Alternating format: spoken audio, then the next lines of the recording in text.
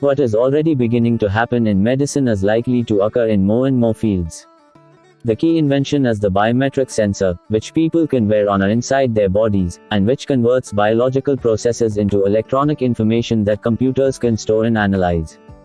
Given enough biometric data and enough computing power, external data processing systems can hack all your desires, decisions and opinions. They can know exactly who you are. Most people don't know themselves very well. When I was 21, I finally realized that I was gay, after several years of living in denial. That's hardly exceptional. Many gay men spend their entire teenage years unsure about their sexuality. Now imagine the situation in 2050, when an algorithm can tell any teenager exactly where he is on the gay, straight spectrum and even how malleable that position is. Perhaps the algorithm shows you pictures or videos of attractive men and women, tracks your eye movements, blood pressure and brain activity, and within 5 minutes ejects a number on the Kinsey scale. 0.6. It could have saved me years of frustration. Perhaps you personally wouldn't want to take such a test, but then maybe you find yourself with a group of friends at Michael's boring birthday party, and somebody suggests you all take turns checking yourself on this cool new algorithm with everybody standing around to watch the results and comment on them. Would you just walk away? Even if you do, and even if you keep hiding from yourself and your classmate, you won't be able to hide from Amazon, Alibaba or the secret police. As you surf the web, watch YouTube or read your social media feed, the algorithms will discreetly monitor you, analyze you, and tell Coca-Cola that if it wants to sell you some fizzy drink, it had better use the advertisement with the shirtless guy rather than the shirtless girl. You won't even know. But they will know, and such information will be worth billions. Then again, maybe it will all be out in the open, and people will gladly share their information in order to get better recommendations and eventually in order to get the algorithm to make decisions for them. It starts with simple things, like deciding which movie to watch. As you sit down with a group of friends to spend a cozy evening in front of the TV, you first have to choose what to see. 50 years ago you had no choice, but today, with the rise of view-on-demand services, there are thousands of titles available. Reaching an agreement can be quite difficult, because while you personally like science fiction thrillers, Jack prefers romantic comedies, and Jill votes for artsy French films. You may well end up compromising on some mediocre B-movie that disappoints all of you. An algorithm might help. You can tell it which previous movies each of you really liked, and based on its massive statistical database, the algorithm can then find the perfect match for the group.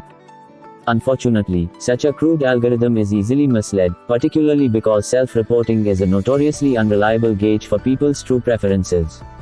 It often happens that we hear lots of people praise some movie as a masterpiece, feel compelled to watch it, and even though we fall asleep midway through, we don't want to look like Philistines, so we tell everyone it was an amazing experience. 7 Such problems, however, can be solved if we just allow the algorithm to collect real-time data on us as we actually watch movies, instead of relying on our own dubious self-reports.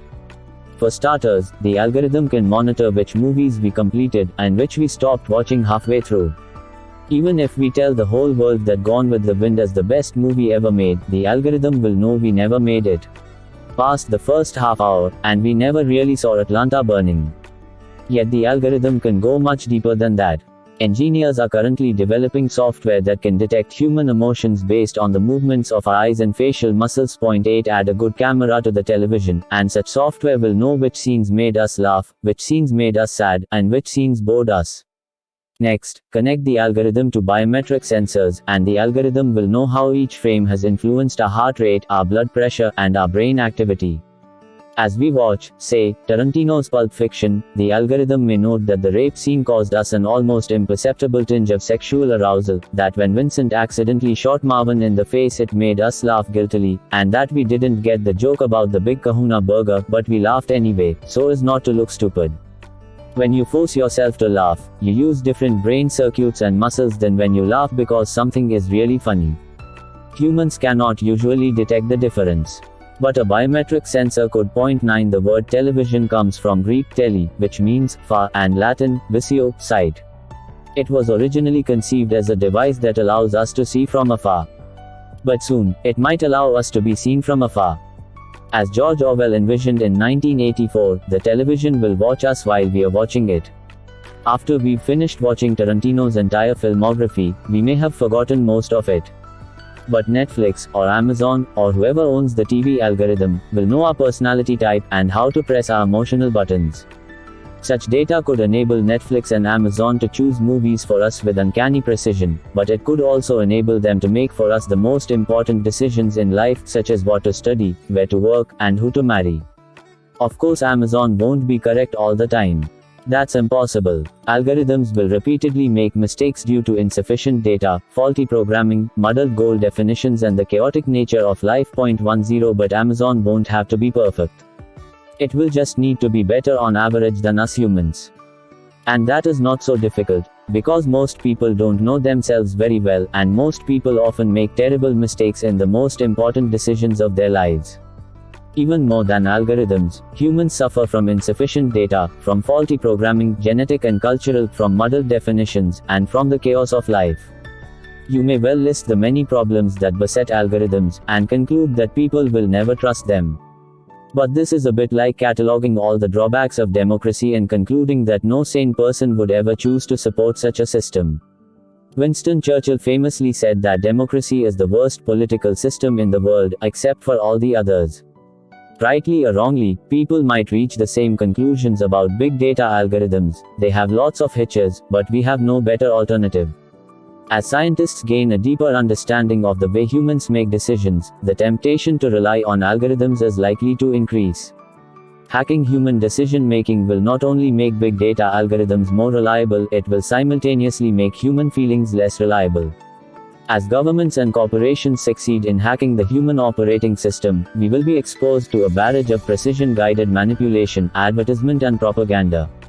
It might become so easy to manipulate our opinions and emotions that we will be forced to rely on algorithms in the same way that a pilot suffering an attack of vertigo must ignore what his own senses are telling him and put all his trust in the machinery. In some countries and in some situations, people might not be given any choice, and they will be forced to obey the decisions of big data algorithms. Yet even in allegedly free societies, algorithms might gain authority because we will learn from experience to trust them on more and more issues, and will gradually lose our ability to make decisions for ourselves. Just think of the way that within a mere 2 decades, billions of people have come to entrust the Google search algorithm with one of the most important tasks of all, searching for relevant and trustworthy information. We no longer search for information. Instead, we Google. And as we increasingly rely on Google for answers, so our ability to search for information by ourselves diminishes. Already today, truth is defined by the top results of the Google